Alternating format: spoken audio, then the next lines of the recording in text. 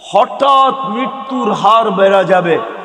এখন সারা দুনিয়া দেখলে দেখা যায় প্রতিদিন 75% মানুষ, 3 থেকে 4 লক্ষ মানুষের ভিতর থেকে 75% মানুষ হঠাৎ মৃত্যু হয়। হঠাৎ, এটা কিয়ামতের নিদর্শন। কখন আমরা মারা যাব জানি না। তো আমাদেরকে আল্লাহ বেশি বয়স দেন না এই জন্য যে আল্লাহ চান না আমরা বেশি পরিশ্রম করি, এই জন্য বয়স কমায় দিছেন। আমার মনে হয় আরো কম দিতে চাইছেন, কিন্তু ভাবছেন আবার এত কম দিলে কেউ আঙ্গুল উঠায় কিনা, এই জন্য 60-70 বৎসর দিছেন, বেশি দেন নাই। কোন উম্মত কতদিন থাকবে দুনিয়াতে এটা কোন নবী রসুল বলা যায় না, কিন্তু আমাদের নবীজি আইসেই বলছে তোমাদের পরিশ্রম বেশি দিন করতে হবে না। আবার এটার উপরে একটা হাদিসও প্রমাণ আছে। আল্লাহর রসুল উদাহরণ দিয়ে বুঝাইতে চাইছেন যে কেউ শ্রমিক রাখছেন সকাল থেকে জোহর পর্যন্ত, এতটুক সময়ের বিনিময় পেয়েছে। কেউ জোহর থেকে আসর পর্যন্ত, সে এতটুক সময়ের বিনিময় পেয়েছে। আর আমাদেরকে আল্লাহ সময় দিছেন আসর থেকে মাগরিব পর্যন্ত।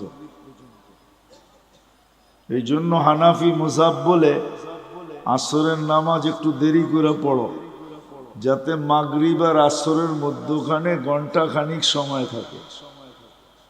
এই জন্য আমরা আসর কিন্তু দেরি করে পড়ি, যেন মাগরিব আর আসরের ভিতরে সময় কম থাকে। তো আল্লাহ রসুল বলছে তোমাদেরকে সকাল থেকে নিয়ে সন্ধ্যা পর্যন্ত বিনিময় দেওয়া হবে। বুঝা গেল খাটাইলেনও কম, আবার বিনিময়ের গাট্টিও দিলেন বড়। গাট্টি বোঝেন? সওয়াবও দিলেন অনেক বেশি, সওয়াবও দিলেন বেশি। আল্লাহর আমাদের সাথে একটা মহব্বত আছে, মহব্বত, ভালোবাসা।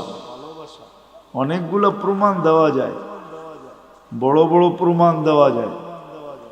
চলেন 2-1টা প্রমাণ দেই, যদি বুঝে আসে। বুঝে যদি আসে তাহলে 2-1টা প্রমাণ দেই। আল্লাহ নামাজ আমাদের উপরে ফরজ করছেন, ঠিক না? হ্যাঁ, কিন্তু পড়ে কয়জন? শতকরা কয়জন পড়ে? আরে বলেন না, কয়জন? কয়জন? 5 ওয়াক্ত নামাজ শতকরা কয়জন পড়ে? হ্যাঁ, কয় পার্সেন্ট পড়ে? হ্যাঁ, 2%। কত? আমি মাইনা নিলাম 10% পড়ে। শতকরা 10 জন 5 ওয়াক্ত নামাজ পড়ে, ঠিক না? 90 জন কি করে না? কি করে না? পড়ে না। তাহলে এদের ফরজের ঘাটতি হইল না হইল না? হইল। মনে হয় বুঝেন না আপনারা আমার কথা। ঘাটতি হইল না হইল না? হ্যাঁ, কিন্তু আল্লাহ কতটুকু ভালোবাসে, আল্লাহ আমাদের ফরজের ঘাটতি থাকতে দিতে চান না।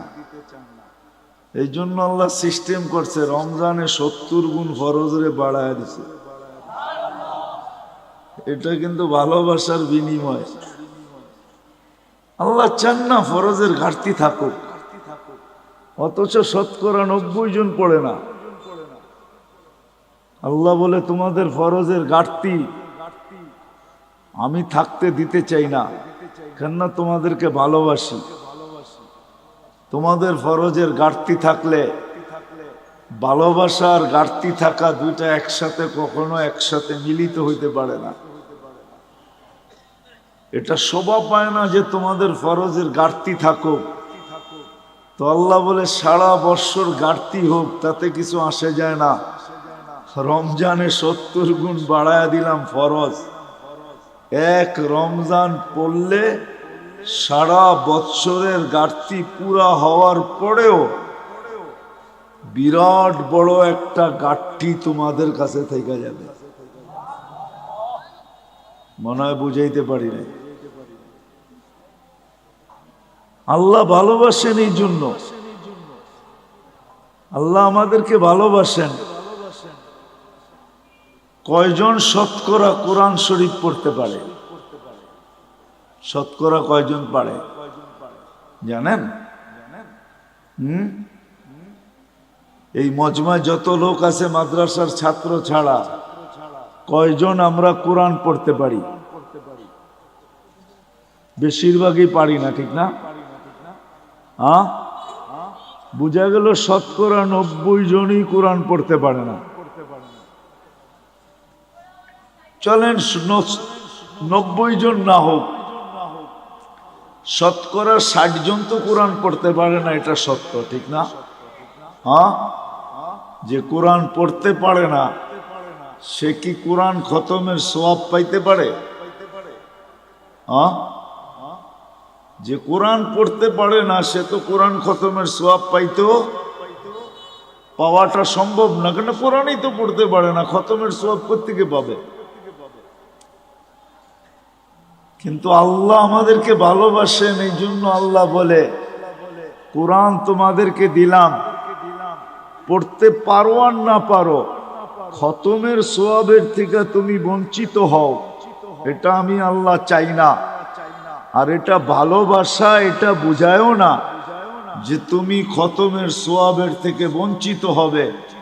বিদায় আল্লাহ সূরা ইখলাস দিছেন যে একবার পড়বা 10 পারা, 2 বার পড়বা 20 পারা, 3 বার পড়বা, খতমের সওয়াব মিললো না? মিললো না? হ্যাঁ, মিলছে?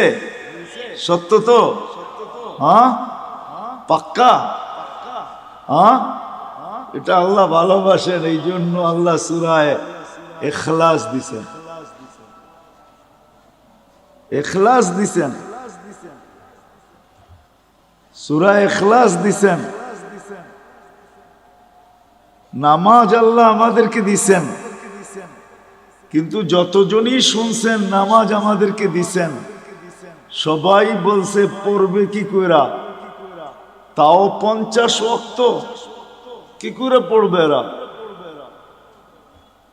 তো মুসা আলাইহিস সালাম আমাদের নবীজিকে বইলা কয়া কমাইতে বলছেন, কমায় নিয়ে আসেন। তা আমাদের নবীজির কথা বুঝে আসছে, উনি যা কমাইতে কমাইতে 5-এ নিয়ে আসছেন। যখন 5-এ আনছেন তখনও উনি বলতেছিল 5 ওয়াক্ত পড়বে না, আপনার উম্মত পড়তে পারবে না, 5 ওয়াক্ত পড়বে না, আপনি আবার কমায় নিয়ে আসেন। কিন্তু আমাদের নবীজি বলছে আমার লজ্জা লাগে। কিন্তু মুসা আলাইহিস সালাম বারবার বলতেছে পড়বে না, লজ্জার দিকে তাকায় লাভ নাই, জান কমায় নিয়ে আসেন। আপনার উম্মত 5 ওয়াক্ত পড়তে পারবে না, আমি তো 2 ওয়াক্ত পড়াইতে পারি নাই, আপনার উম্মত 5 ওয়াক্ত পড়বে কি করে? কমায় নিয়ে আসেন। আল্লাহ ভালোবাসে, এই জন্য কানে কানে বইলা দিছে 5 ওয়াক্ত নিয়ে যান, আমি নিজে সবাইকে ডাইকা ডাইকা পড়ায় নিব। এই জন্যই কিন্তু আল্লাহ ডাইকা ডাইকা পড়ায় আমাদেরকে, যদিও আমরা পড়ি না। যা হোক, যেটা বুঝাইতেছিলাম, কথা কিন্তু লম্বা হবে না, শর্টই হবে, অল্প কথা হবে, অল্প। আমাদের জীবনটা অতি ছোট, অতি। তুলনা দেখাইলাম আমি, 950 বৎসরের সামনে 60-70 বৎসর, এটা অতি ছোট, অতি।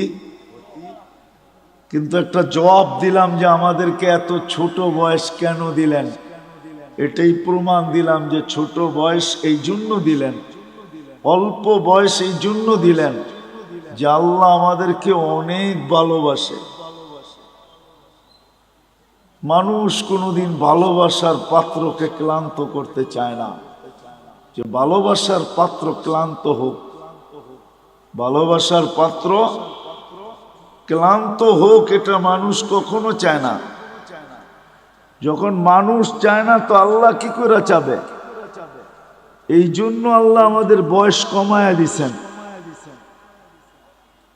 আমাদের বয়স, ভালোবাসার লিস্টিটা যদি দেখি না যে আল্লাহ আমাদেরকে কতটুকু ভালোবাসে, কিতাবে পাই নাই, কিন্তু আমার মন বলে, মানুষের একটা মনও তো আছে না, আমার মন বলে আল্লাহ আমাদেরকে আরো কম দিতে চেয়েছিলেন মনে হয়, যে আমরা খালি দুনিয়াতে পা রাখবো আর উঠা চলে যায় সিধা জান্নাতে ঢুকবো।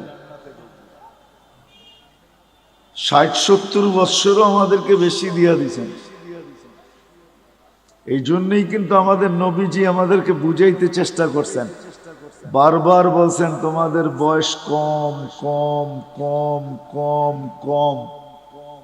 আমার উম্মতি বাইনা 60 ও 70, 60-70 বৎসর আমাদের বয়স।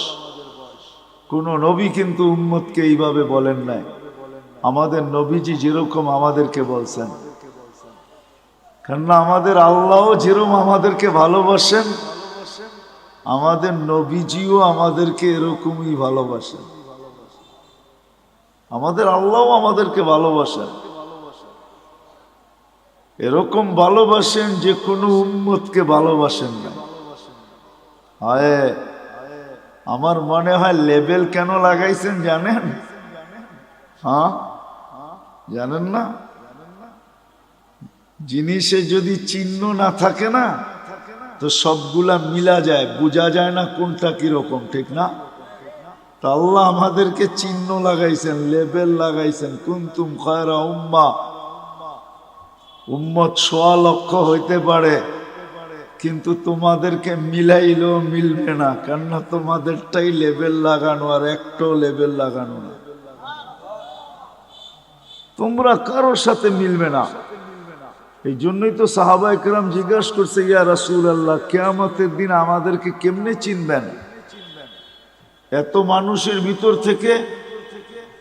তা আল্লাহর রাসূল বলছে, চিনব না কেন, তোমাদের গায়ে তো লেবেল লাগানো থাকবে। ওইখানে আবার লেবেল আরেকটা হবে, ওইখানে লেবেল আরেকটা হবে, ওইখানে আবার লেবেল আরেকটা লাগায় উঠাবে। গোর মুআজ্জাল মিন আসারি সুজুদ। তো আল্লাহ রাসূল উপমা দিয়া বুঝাইছে যে এক ধরনের ঘোড়ার ভিতর থেকে যদি একটা ঘোড়া সাদা হয়, বা এতটুক জায়গা যদি তার সাদা হয়, তো তোমরা চিনবে? বলছি, ইয়া রাসূলুল্লাহ, এটা তো সহজ, সবটি একরকম, আর এটাই শুধু আলাদা, তো এটা চিনবো না কেন? তো বলছে, তোমরাও কিয়ামতের দিন লেবেল লাগায়া উঠানো হবে। তো আমাদের নবীজিও আমাদেরকে খুব ভালোবাসেন, যেমন আল্লাহ ভালোবাসেন এমন নবীজিও আমাদেরকে ভালোবাসেন। আমার মনে হয় না কোনো উম্মত, কোনো নবী রসুল তার উম্মতকে এতটুকু ভালোবাসেন। আমাদের নবীজি আমাদেরকে, আমরা যদিও ভালোবাসি না, আমরা শুধু বলি বাসি, আমরা বলি মুখ দিয়া যে নবীকে ভালোবাসি, কিন্তু ফতুয়া দিলে আবার উল্টা হয়ে যাবে। জানি না এলাকার মানুষ সইতে পারবেন কিনা, বলে ফেলবো? হ্যাঁ, জিও বুঝেন। কিন্তু আব্দুল কাদের জিলানী রহমতুল্লাহ আলাইহি লেখছেন ফাতহুর রব্বানির ভিতরে, ওনার একটা কিতাব আছে ফাতহুর রব্বানি, ওটার ভিতরে উনি লেখছেন লিসানুকা মুমিন কলবুকা মুনাফিকুন। তোর জবানটা তো মুসলমান, তোর দিলটা তো মুনাফিক। আমরা মুখে তো বলি মোহাব্বত করি নবীকে, কিন্তু আসলে দিলে মোহাব্বত করি না। এই জন্য আমাদের মুখটা মুসলমান হইতে পারে, কিন্তু দিলটা আমাদের মুনাফিক। আমরা মুখ দিয়ে বলি মোহাব্বত করি, কিন্তু দিল দিয়া না। কি দিয়া না? দিল দিয়া প্রমাণ দিমু। এইখানে একজনও নাই মাদ্রাসার তালেবে ইলম ছাড়া যে আমি এই বয়সে যতবার চুল কাটছি একবার যায়া আমি সেলুনে বলছি আজকে আমার চুলটা আমার রসূল সাল্লাল্লাহু আলাইহি ওয়াসাল্লাম যেমন পছন্দ করতেন ওরকম ভাবে কাইটা দাও। এই শব্দগুলা বইলা চুল কাটছি জীবনে একবার। যার বয়স যতটুকু কি কাটছেন?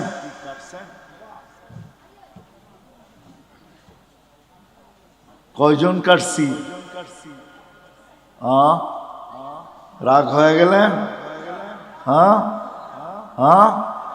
তাহলে বুঝে গেল এইটা আর এটা এক না, এটা আর এটা, এটা আর এটা এক না। মহব্বত করি এটা তো বললাম, কিন্তু আমাদের জীবনে নবীজির সুন্নত কতটুকু আছে বলেন? কবির কথাই তো সত্য, তাসির রাসূল ওয়া তুযহিরু হুব্বাহু। কবির কথা আর আব্দুল কাদের জিলানী রহমতুল্লাহ আলাইহির কথা মিলা গেছে। তাসির রাসূল ওয়া তুযহিরু হুব্বাহু, রসুলের মহব্বত করো এটা তো বলো, কিন্তু সর্বক্ষেত্রে নবীর বিরোধিতা করো, সুন্নতকে মানো না। তো কবি বলে তুমি যে কেমন মহব্বতকারী এটা আমার বুঝিয়ে আসলো না। যেটা আবার কেমন মহব্বতকারী বলো তো? মহব্বত করি তো আমাদের আল্লাহ আমাদেরকে মহব্বত করেন, এই জন্য বয়স আমাদেরকে বেশি দেন নাই। কেননা মহব্বতের পাত্র বেশি ক্লান্ত হোক এটা কেউ চায় না। যার ঘরে মেয়ে নাই, শুধু ছেলে আর ছেলে, তো এক সময় স্বামী স্ত্রী দুইজন মিলা বলে মেয়ে নাই কি হয়েছে, ছেলে তো আছে, ছেলে দিয়া মেয়ে নিয়ে আসমু আর মেয়ের মতো পালমু। জিও বুঝে আসতেছে? তখন শাশুড়ি আর বউদেরকে কাজ করতে দেয় না, কেন? মহব্বত করে। আল্লাহ আমাদেরকে মহব্বত করেন, এই জন্য বয়স দিছেন কম। আমরা বেশি খাটি, এটা আল্লাহ চায় না। আমি প্রমাণ দিছি, আরো কয়েক ডজন না কয়েক শত ডজন দেওয়া যাবে। আমাদের নবীজিও আমাদেরকে মহব্বত করেন। যদি মহব্বত না করতেন তাহলে আল্লাহ বলতেন না হারিসুম বিল মুমিনিন রাউফুর রহিম। এই শব্দগুলো আল্লাহ কোনোদিন বলতেন না। আমাদের নবীজিও আমাদেরকে মহব্বত করেন, যদিও আমরা নবীকে মহব্বত করি না। আমি তো একটা প্রমাণ দেখাইলাম, একজন ছাড়া আর কেউ হা বলতে পারলো না। আমরা নবীকে মহব্বত করি না, নবীজি আমাদেরকে মহব্বত করেন। নবীজি আমাদেরকে মহব্বত করেন। মনে হয় নিজের আপন জনকেও এতটুক মহব্বত করেন নাই যতটুক উম্মতকে মহব্বত করতেন, করতেছেন, করবেন। নবীজি আমাদেরকে মহব্বত করতেন, এখনো করতেছে আর করবে। অবর্ণনীয় মহব্বত উম্মতকে। চলেন একটা মোটা উদাহরণ দেই যদি বুঝে আসে, তাও হাদিস থেকে বানায় না। আমাদের দেশে কয়েকদিন আগে ইউনিয়ন পরিষদের ইলেকশন গেছে, ঠিক না? আপনাদের এখানে গেছে? ইলেকশন তো হয়, ঠিক না? না হয় নাই? সারা বাংলাদেশে গেছে, আপনাদের এখানে হয় নাই? মানি মেয়র ইলেকশন হয়েছে, ঠিক না? ইউনিয়ন পরিষদ হয় নাই। বাংলাদেশে ইউনিয়ন পরিষদের চেয়ার পাওয়ার জন্য মানুষ মরতে রাজি, মারতে রাজি। সারা বাংলাদেশে ইউনিয়ন পরিষদের ইলেকশনে বহুত লোক এবার মারা গেছে, এমনকি প্রার্থী পর্যন্ত মারা গেছে, শুধু ইউনিয়ন পরিষদের একটা চেয়ার পাওয়ার জন্য। আর আমাদের নবীজিকে যতদিন থেকে আল্লাহ নবুয়তের ঘোষণা দিছেন, অতদিন থেকেই বলতে বলতে আসতেছেন, বন্ধু আপনার জন্য একটা চেয়ারও রাখছি। ওই চেয়ারটার নাম হইল মাকামে মাহমুদ। কি? ওই চেয়ারটার উপরে আর একটা চেয়ার আছে, আর কোনো চেয়ার নাই। ওটা হলো আল্লাহর কুরসি। আর কুরসির নিচে শুধু একটাই চেয়ার আছে, ওটার নাম মাকামে মাহমুদ। আল্লাহর রসুল সাল্লাল্লাহু আলাইহি ইসলামের চেয়ারের নিচে আর কোনো চেয়ার নাই। আল্লাহ দুইটা চেয়ারই বানাইছেন, একটার নাম কুরসি, একটার নাম মাকামে মাহমুদ। কিয়ামতের দিন নিয়ে যাওয়া হবে, চেয়ারও লাগানো হবে, আল্লাহর রসুলও চেয়ারের কাছে যাবেন, আল্লাহও বলবেন ডাইন পাশে রাখা হবে আল্লাহ, আর বলবে বন্ধু বসেন, কিন্তু আল্লাহর রসুল চেয়ারে বসবেন না। প্রতি উত্তরে বলবেন আমি যদি বসি তাহলে আমি যে ভালোবাসি আমার পিপাসিত উম্মতকে যে আমি ভালোবাসি, আমার এই পিপাসিত ভালোবাসার পিপাসিত উম্মতকে কে পানি পান করাবে? বিদায় আমি বসবো না। আমি তো হাউজে কাউসারে যাব, নিজের হাতে উম্মতকে পানি পান করাবো, আর উম্মতকে বলে দিব লা তাজমান বাদাহা আবাদা, আর কোনোদিন তুমি পিপাসিত হবে না। শুধু পানি পান করাবে, এখানেই শেষ না। আরেকটা দেখাইতেছি ভালোবাসা। নাইলে চেয়ারে না বসা মানুষ চেয়ার পাওয়ার জন্য মরতে রাজি, মারতে রাজি। আর নবীজির জন্য চেয়ার রাখা আছে আল্লাহর পাশে। হায় হায়, বলবে আমি মিজানের কাছে যাব, আর যা নিজের চোখে দেখবো উম্মতের পাল্লা সামনে ঝুঁকে না পিছে ঝুঁকে।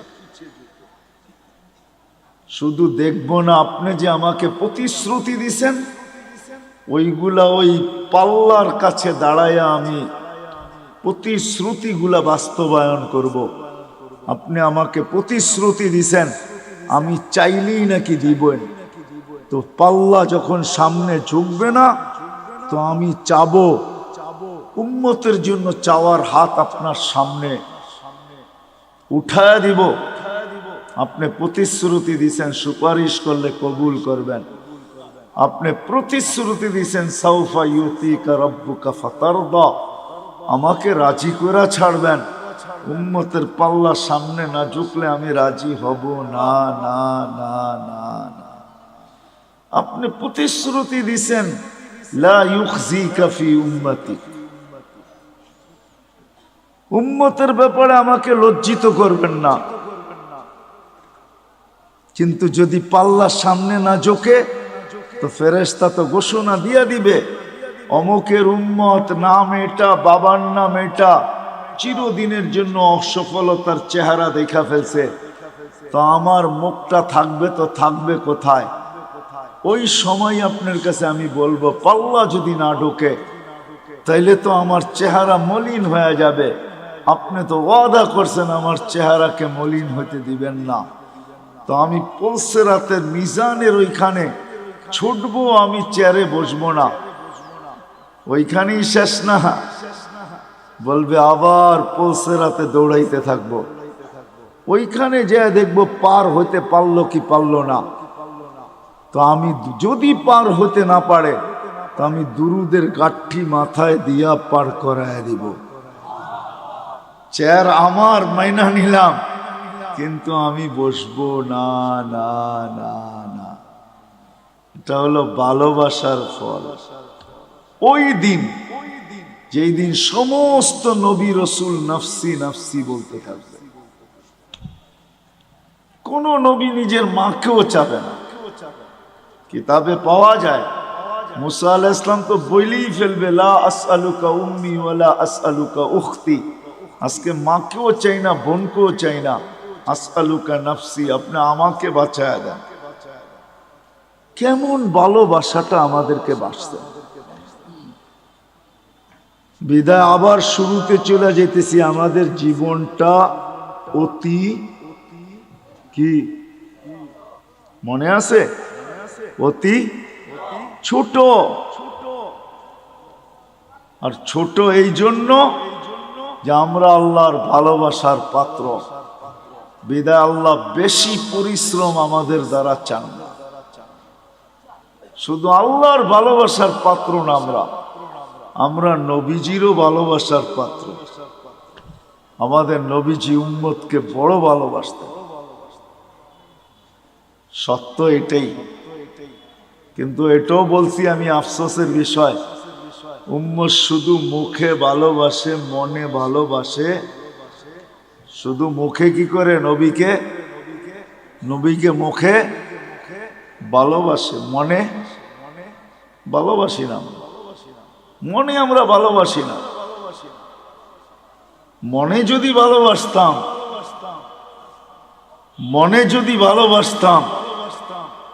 তাহলে আমি প্রমাণ দিলাম, তাহলে সবাই হাত তুলা বলতো, নবীর আদর্শের থেকে দূরে কেউ সরতো না। কেননা এটাই তো সত্য, যে যাকে ভালোবাসে তার অনুসরণ অনুকরণ তার কাছে মজা লাগে। কি লাগে না? না লাগে না? তা আমরা যদি ভালোবাসি তা আমরা তো অনুসরণ অনুকরণ নাই, আছে নাকি? হ্যাঁ, কি বলেন? শতকরা কয়জনের ভিতরে আছে? আপনি জুব্বা পড়েন দেখি কি সবাই পড়ে নাকি? আপনি দাড়ি রাখছেন দেখি সবাই দাড়ি রাখে নাকি? অথচ দাড়ি তো নবীজি নিয়ে আসছে আমাদেরকে জান্নাতের টিকিট দেওয়ার জন্য। এই উম্মতকে দাড়ি দিছে জান্নাতে যাওয়ার জন্য। অন্য উম্মতকে কেন দিছে এটা আমি জানি না। এই উম্মত দাড়ি দেখায়া জান্নাতে যাবে। কোথায়? কি দেখায়া? দাড়ি দেখায়া চলে যাবে। দাড়ি দেখায়া এই উম্মত দাড়ি দেখায়া জান্নাতে চলে যাবে। তাফসীরের কিতাবে এটা পাওয়াও যায়। মুসা আলাইহিস ইসলামের ব্যঙ্গ করত একটা লোক, এটার নাম সামেরি ছিল। সামেরি মুসা আলাইহিস ইসলামকে ব্যঙ্গ করত। ব্যঙ্গ বোঝেন তো? ব্যঙ্গ করত নকল করা দ্বারা। পাগড়ি ওরকম, চুল ওরকম লম্বা, দাড়ি ওরকম, জুব্বা ওরকম, লাঠি এরকম, চলার ঢং এরকম, কথা এরকম, সারা দিন পিছে লেগে থাকতো আর মুসা আলাইহিস ইসলামকে খেপাইতে থাকতো। কিন্তু ঈমান আনে না। সে ফেরাউনের দলের লোক ছিল। যখন ফেরাউনকে আল্লাহ ডুবায় মারে তো সামেরিকে আল্লাহ ডুবান নাই। তো যখন উঠা আসছে তো মুসা আলাইহিস ইসলাম বলতেছে, আল্লাহ, ফেরাউন আমার বিরুদ্ধে ছিল বটে, কিন্তু এইটার মতো না। এটারে কেন বাঁচাইলেন? এটারে কেন এটারে বাঁচাইয়া দিলেন? ও তো সারাদিন পিছিয়ে লেগে থাকে আর আমাকে ব্যঙ্গ করতে থাকে আর আমাকে খেপাইতে থাকে। ওরে ডুবাইলেন না কেন? তো আল্লাহ বলে, ডুবাইতে চাইছিলাম কিন্তু লজ্জা পায়া গেছি।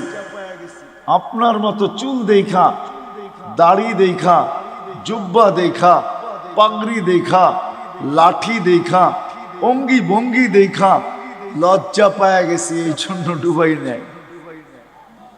তো মুসা আলাইহিস ইসলামের অনুসরণ অনুকরণ করে যদি ডুবার থেকে সামেরি বাঁচতে পারে, তা আমরা দাড়ি দিয়া জান্নাতে কেন যেতে পারবো না?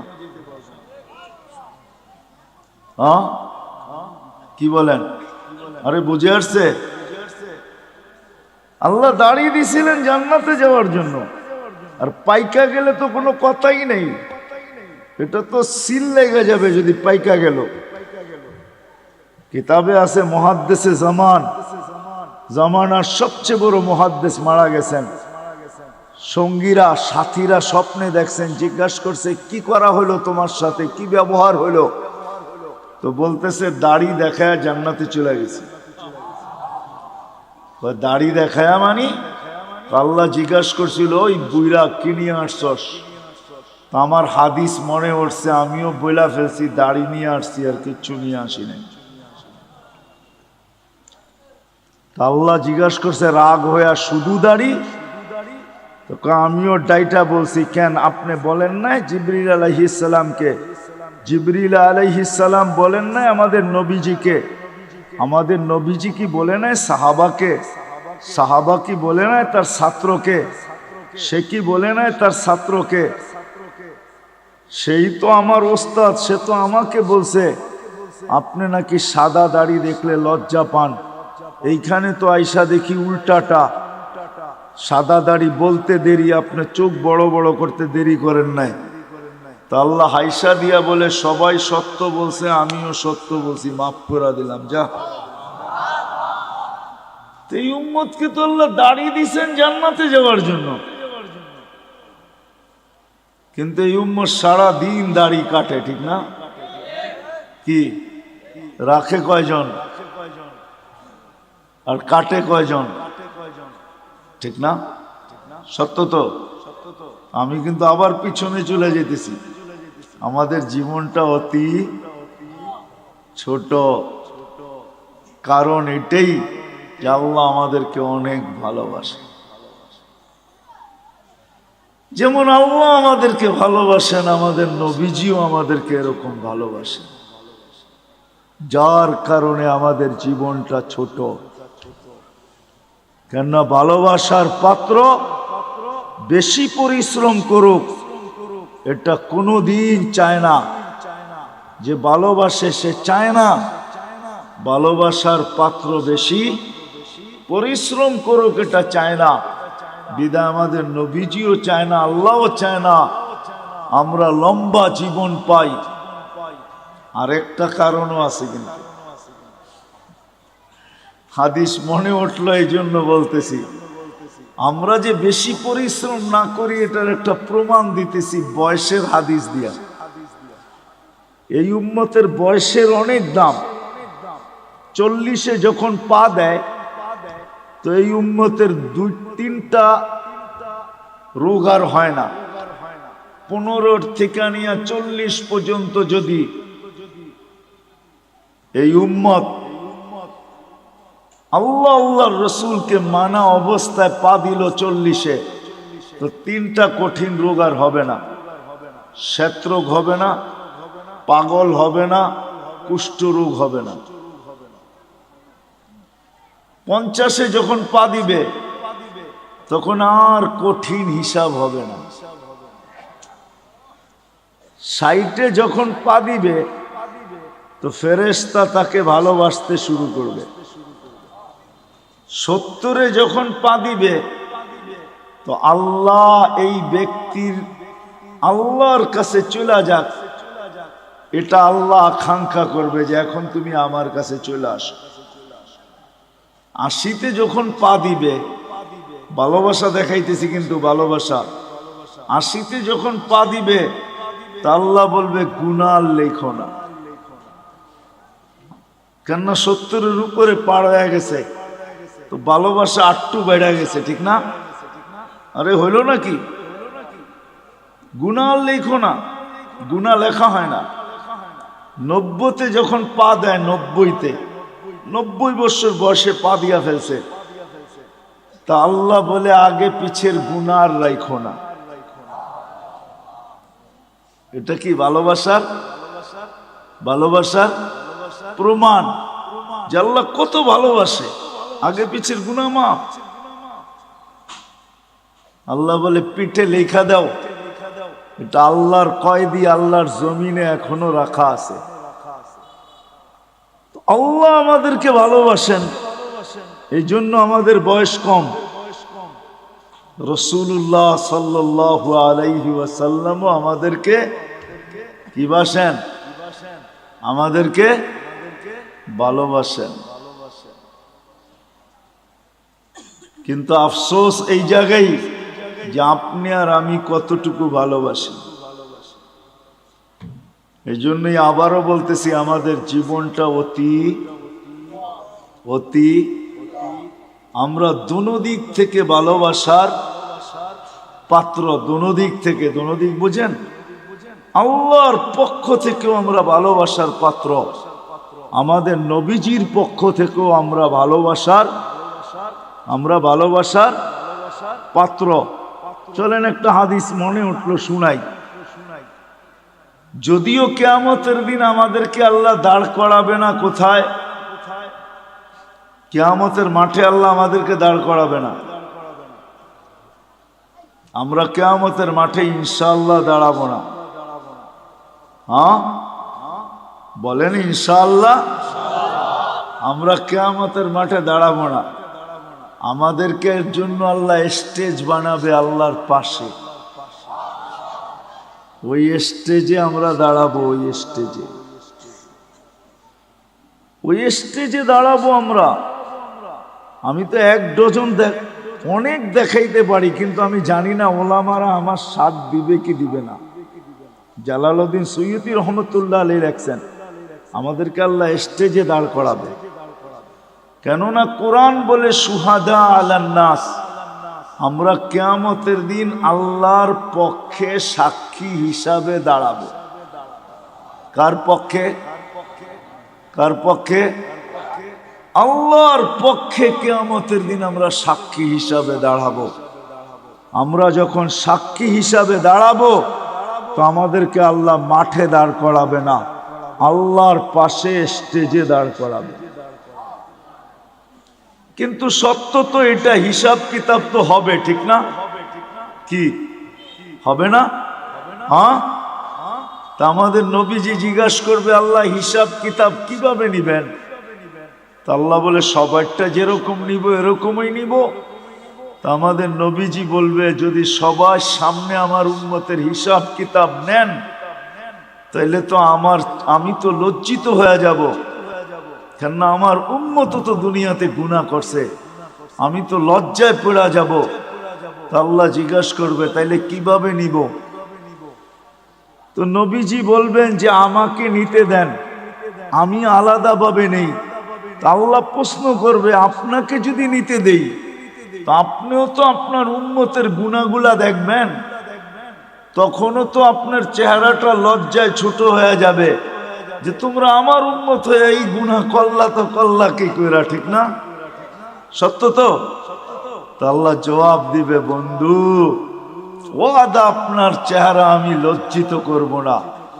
বিদায় আপনার উম্মতের হিসাব কিতাব নিব আমি বটে, কারো সামনে না, আপনার সামনেও না, আমি পর্দার ভিতরে নিয়ে নিব। আপনাকেও জানতে দিব না, কাউকে জানতে দিব না। বিদায় আমি শেষ জায়গায় চলে আসছি। জীবনটা আমাদের অতি আমরা দুনো দিক দিয়ে ভালোবাসার পাত্র। আমি কি বুঝাইতে পারলাম? দুনো দিক দিয়ে আমরা ভালোবাসার পাত্র। বিদায় আমাদের এই ছোট জীবনটাকে সুরক্ষিত করতে হবে, এটাই আল্লাহর দাবি। তুমি তোমার ছোট জীবনটাকে সুরক্ষিত করো, হেফাজত করো, সুরক্ষিত করো। তোমাদের কাছে এটা দাবি, সুরক্ষিত করো তোমরা তোমাদের জীবনটাকে। কেননা সুরক্ষিত করা, হেফাজত করা আমাদের প্রত্যেক নর নারী, যুবক বৃদ্ধ সবার কাছে আল্লাহর দাবি হলো। বাচ্চার কথা ভিন্ন, পাগলের কথা ভিন্ন, বাকি সবার কাছে আল্লাহর দাবি হলো এই ছোট জীবনটাকে সুরক্ষিত করো, যেটাকে হেফাজত বলে। যে জীবনটাকে সুরক্ষিত করবে, যে জীবনটাকে সুরক্ষিত করবে, যে জীবনটাকে সুরক্ষিত করবে, যে জীবনটাকে সুরক্ষিত করবে, হেফাজত করবে যে জীবনটাকে, কসম খোদার, আল্লাহ যে আমাদেরকে ভালোবাসেন, আল্লাহর রসুল যে আমাদেরকে ভালোবাসেন, যে সুরক্ষিত করবে সে যেন এই ভালোবাসার মূল্য দিল, মূল্য শুধু নিজের মূল্য অর্জন করলো না, সে যেন এই দুজনের ভালোবাসার মূল্য দিল যে আল্লাহ আপনি যে আমাকে ভালোবাসেন এই জন্য আমি আমার জীবনটাকে সুরক্ষিত করলাম। রাসূলুল্লাহ সাল্লাল্লাহু আলাইহি ওয়াসাল্লাম যে আমাদেরকে ভালোবাসেন, দুজনেরই দাবি আমাদের কাছে যে এই জীবনটাকে সুরক্ষিত করো। সত্য এটাই যে সুরক্ষিত করা যাবে, আল্লাহ আল্লাহর রাসূলের ভালোবাসার যেরকম মূল্য হবে এরকম যে সুরক্ষিত করা যাবে সেও আল্লাহ আল্লাহর রাসূলের কাছে বড় মূল্যের পাত্র হবে, বড় মূল্যায়নের পাত্র হবে, বড় মূল্যায়নের পাত্র। নাইলে আল্লাহর রাসূল এই কথা কোনোদিন বলতেন না, কেমন মূল্যায়নের পাত্র, হায় কেমন মূল্যায়নের পাত্র। একটা হাদিসের দিকে তাকাইলে বোঝা যায় আল্লাহর রাসূল বলছেন তোমরা কেমন মূল্যায়নের পাত্র হবে একটু শোনো। ইয়াস্তাকবিলুনি উম্মতি রব্বি, জান্নাতের গেটে আল্লাহ সর্বপ্রথম তোমাদেরকে স্বাগত জানাবে। জান্নাতীরা আল্লাহকে দেখবে বটে, দেখবে, কিন্তু আমাদের মতো সর্বপ্রথম দেখবে না। আমরা তো জান্নাতে ঢুকার আগে আমরা আল্লাহকে দেখব, আল্লাহ আমাদের ইস্তেকবাল করবে। তাইলে একটু ভাবেন কেমন মূল্যায়ন, যে আল্লাহ গেটে আমাদেরকে স্বাগত জানাবে। নাহলে আল্লাহ রাসূল কেন বললেন ইয়াস্তাকবিলুনি উম্মতি রব্বি, আমার রব আমাকে আর আমার উম্মতকে জান্নাতের গেটে স্বাগত জানাবে। কেমন মূল্যায়ন, কেমন মূল্যায়ন। আল্লাহ নিজেই বলতেছে আল জান্নাতু মুহাররামাতুন, জান্নাত সমস্ত উম্মতের জন্য হারাম, সমস্ত উম্মতের জন্য, যতক্ষণ পর্যন্ত আমার প্রিয় পাত্র উম্মতে মুহাম্মাদি না ঢুকবে। আমরা যতক্ষণ পর্যন্ত না ঢুকবো কোন উম্মতের জান্নাতে ঢুকার কোনো অনুমতি নাই। চাই জান্নাতের ফয়সালা তার জন্য যতই হোক না কেন তাকে অপেক্ষা করতে হবে, এটাই আল্লাহর ঘোষণা। তাইলে ভাবেন আমরা কতটুক মূল্যবান। বিদায় আসেন এই সম্মেলন থেকে, আমার পরেও তো বক্তারা আসবে, কথা ওনারাই শোনাবে। আমি যদিও ওয়াদা ছিল চলে আসছি, বহু দূর থেকে ঢাকা আসছি, ওইখান থেকে এখানে আসছি, শরীর যদিও এখন অনুমতি দেয় না।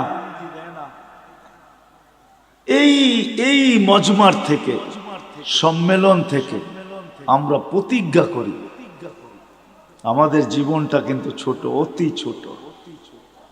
আর ছোট কেন এটা আমি দেখাইলাম যে আমরা আল্লাহর বড় প্রিয় পাত্র, আল্লাহর রসুলের বড় প্রিয় পাত্র। বিদায় আল্লাহ আল্লাহর রসুল চান যে আমরা আমাদের জীবনটাকে সুরক্ষিত করি, যুবক যৌবনকে সুরক্ষিত করুক, নারী নারীত্বকে সুরক্ষিত করুক, পুরুষ পুরুষত্বকে সুরক্ষিত করুক, গরিব দারিদ্রতাকে সুরক্ষিত করুক, যে যেই অবস্থানে আছে সে নিজেকে সুরক্ষিত করুক। কেননা আমরা দুই দিক থেকে প্রিয় পাত্র।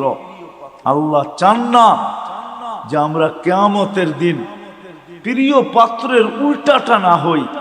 এই জন্য আল্লাহ চান আমরা আমাদের জীবনটাকে সুরক্ষিত করি। কিন্তু সুরক্ষিত সহজে কিভাবে করব?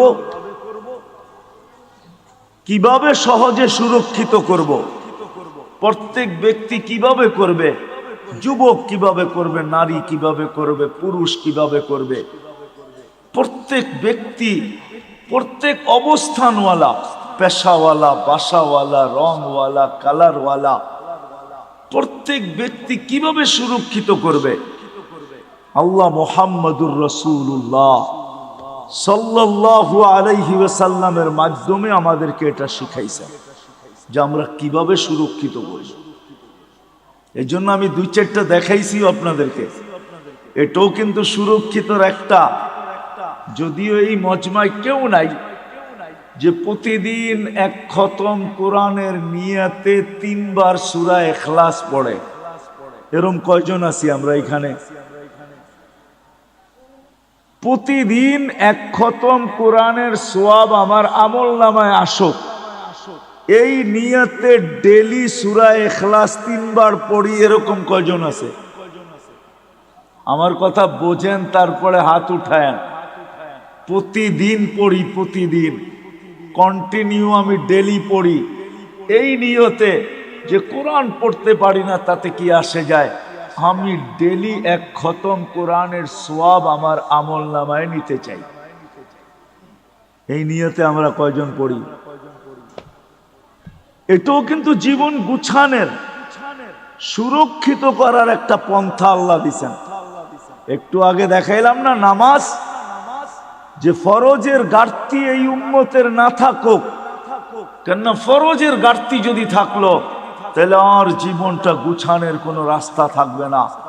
এই জন্য আল্লাহ নামাজ দিছেন বটে, কিন্তু ঘাটতি কিভাবে পূরণ হয়, কেননা আপন জনের ঘাটতি যদি পুরা না হইল তাহলে কিয়ামতের দিন কেউ বইলেও তো ফেলতে পারে যে লেবেল লাগায় তো দুনিয়াতে পাঠাইলেন খায়রা উম্মা, এখন তো আমরা দেখি ফরজ পুরাটাই নাই, পুরাটাই খালি।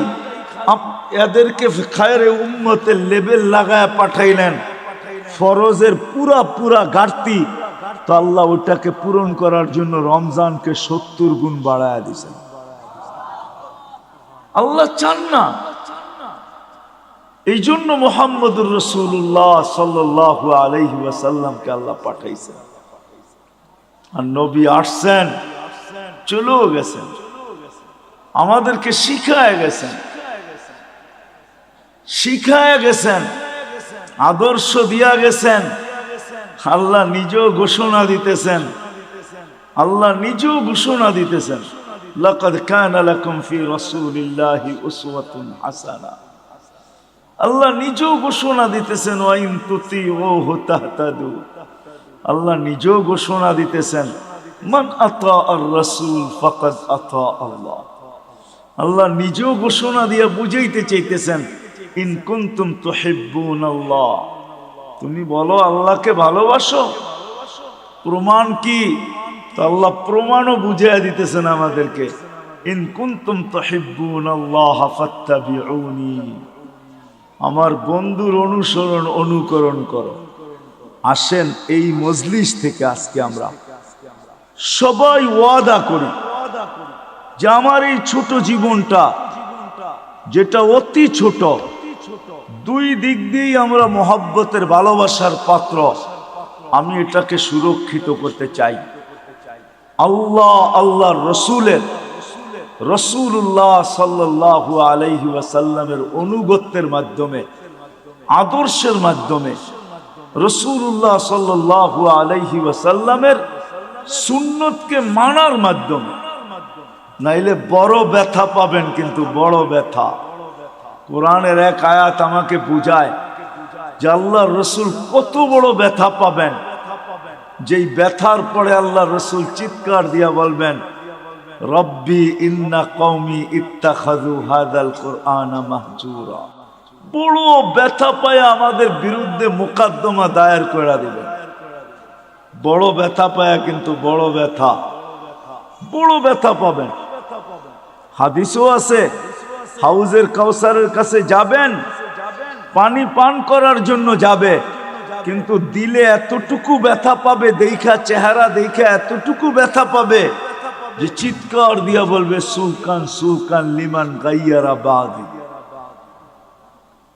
অথচ যে রসুল উম্মতকে এত ভালোবাসতেন, আরবির সাথে সম্পর্ক নাই তো, এই জন্য জানি না যে আল্লাহ রসুল আমাদেরকে কতটুকু ভালোবাসতেন, কতটুকু ভালোবাসতেন। নাইলে আল্লাহ হারিসুম বিল মুমিনিনা রাউফুর রহিম বলতেন না। রউফ এটা আল্লাহর সিফাত, রহিম এটা আল্লাহর সিফাত। আল্লাহ দুটোটা বন্ধুকে দিয়া দিছেন, কতটুকু উম্মতকে ভালোবাসতেন। এই জন্য আসেন আজকে ওয়াদা করি যে আমরা আমাদের এই ছোট জীবনটাকে আল্লাহর রসুলের মানার মাধ্যমে, এর আদর্শকে মানার মাধ্যমে সুরক্ষিত করব। কি রাজি? ওয়াদা পাক্কা? কিন্তু কিন্তু এটা শিখতে হবে। তাইলে আল্লাহর রসুলের আদর্শ শিখতে হবে। কিন্তু আপনি যদি বলেন, এইখানেও একটা প্রশ্ন আছে, আপনি যদি বলেন যে আমি সবগুলা পুরা করতে পারবো, তো পারবো কি করে? এই জন্য ভালোবাসার বিকাশ কিন্তু এটা তো আল্লাহর রসুল কমায়া দিছেন, আল্লাহ কমায়া দিছেন বন্ধুর মাধ্যমে। তো আল্লাহর রসুল বলছে তোমরা যদি 100 ভাগের 10 ভাগও করে দেখাইতে পারো, তো আল্লাহ তোমাদেরকে 1-এ 10, 10-এ 100, 100 নাম্বার দিয়ে তোমাদেরকে পাশ করায় দিবে।